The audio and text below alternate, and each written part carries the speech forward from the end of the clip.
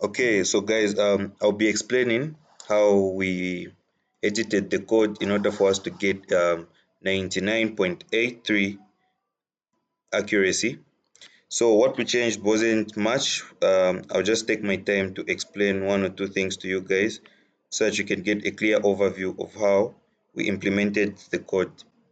Okay, so first and foremost, one thing we need to know, if you look on top here, we have imports, and most of the imports that we have is TensorFlow. So TensorFlow is actually a Python library that gives us access to neural network and more of artificial intelligence and machine learning.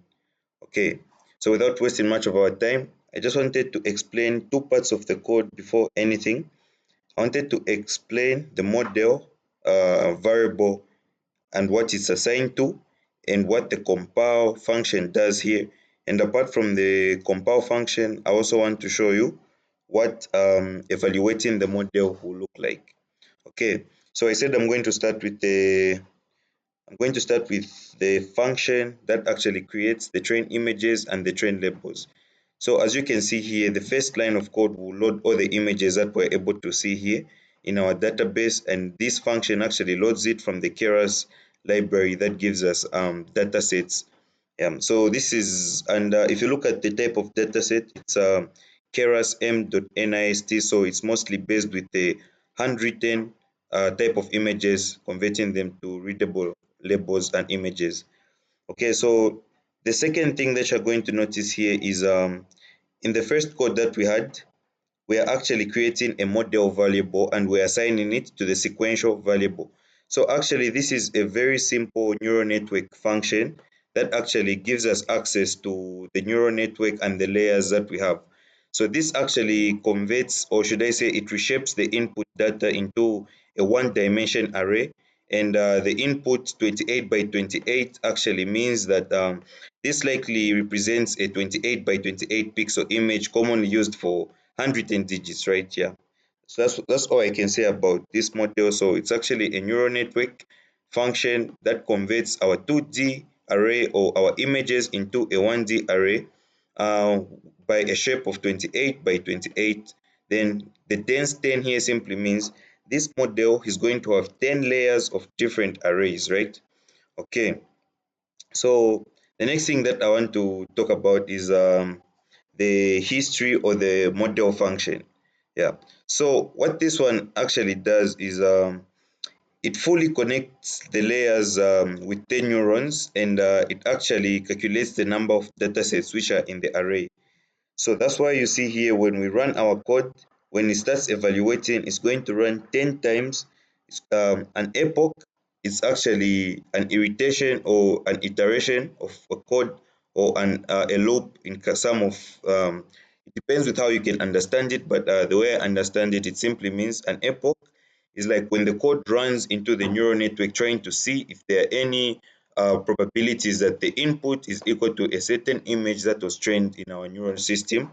That iteration is called an epoch. So here in our official code that we were given, it used to iterate 10 times with a bunch file size of 1875. So you're going to notice we have certain values here as it runs in each of the neuron system. We have the accuracy, we have the loss value, and we have the value of the accuracy and the value of the loss. So they look similar, but they are different because at the far end here, starting from this line to the last end of the line, it's actually the calculated or the rounded off value of the accuracy time, right? Okay. So then you're going to see here after evaluating our code, it's saying the test accuracy was 9.80. And the task was to improve this test accuracy from 9.0 to the best that you can. Okay, so now let me explain to you guys how we did this thing or how we actually managed to improve the test accuracy from 9.8 to 99.83. Okay, let's start. So our editing of the code starts from here where I defined or I made a more complex model. Instead of my model just flattening the image and densing it once, I added another dense function which had 128 neurons, and the activation variable was populated with the RELU. and the other dense, which we already had in the previous function, I added another parameter which is called activation, and I actually signed it with a variable of softmax. So guys, if you look at this model, it's now different from the previous model that we had. Why? Because in this model, we've added more rules that are going to help this image to create more layers, so that the image input is going to be divided in several arrays of a certain data set, which will be looking or expecting a probability in every neuron layer that it goes through. Okay, so here we're going to compile the model after changing the image into a flattened 1D image by 2828 image. We are densing it in 128 neurons, and we have activated it using the RALU. So now when we compile this thing, we are going to optimize how fast it goes and iterates through each layer of the model by actually using Adam. So if you look in the previous compile method, it was using SGD, which I thought was limiting to use because we actually dealing with a lot of dense layers, and we don't know how accurate the input or for the user input, how accurate the data is. So for that fact, I chose to use Adam because the Adam parameter to be used as the optimizer is actually more efficient in this case. Then for calculating the loss, I used a categorical cross-entropy to use and to calculate how the image keeps losing and changes its dimension and values with the depth of the how bright or how low the image will be as it goes through every layer and what changes. And it's supposed to calculate how many RGB loss values are there and how many probability loss values are on the highest or lowest, right? Yeah. So now, after compiling the model, so actually, just to wrap up with the model.compile function, it actually compiles the model to be ready for training, right?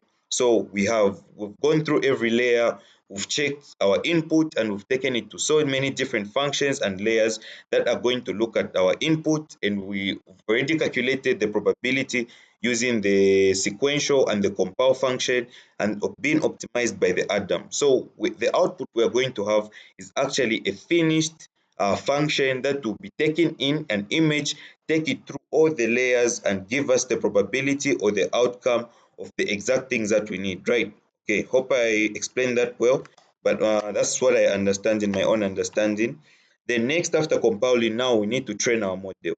So when training our model, we are storing this thing into a variable called history as we are training our train image, train labels, going through 10 times in the layers of the neuron and validating the data with our test images and our test labels. So here what it simply means is that we are taking in the train images and the train labels from the original data, and we are validating it with the test image and the test labels from the input or from the user input, right? Yeah. So now, when you look at here, we are plotting the training and the validation accuracy. Once you see the plt.figure, just know these codes are actually the ones giving us the visual lookout on how our data is being presented.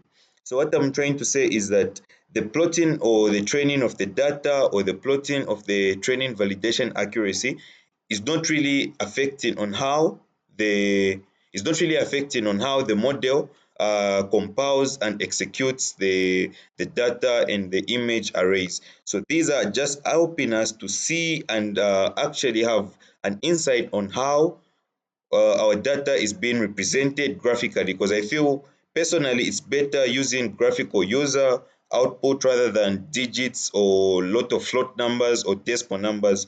It can be so hideous and confusing to understand. So that's why we use the plot libraries to view the data graphically. Yeah.